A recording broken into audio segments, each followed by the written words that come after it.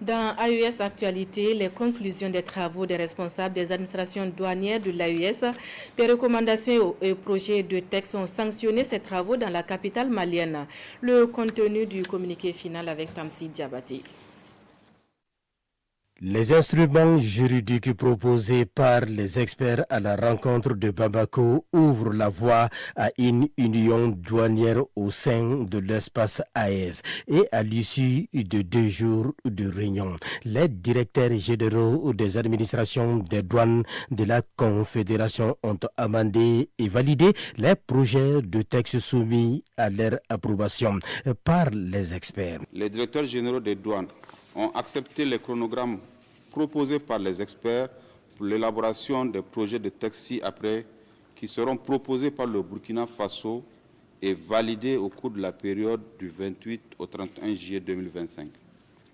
Il s'agit des textes relatifs au Code des douanes confédérales, à l'institution d'Intec AES. Ainsi, il ressort du constat que les lignes ont bougé au chapitre de la mise en œuvre des recommandations issues de la rencontre des directeurs généraux tenue à Lomé, au Togo, il y a 8 mois. 7 recommandations sur 16 ont été réalisées.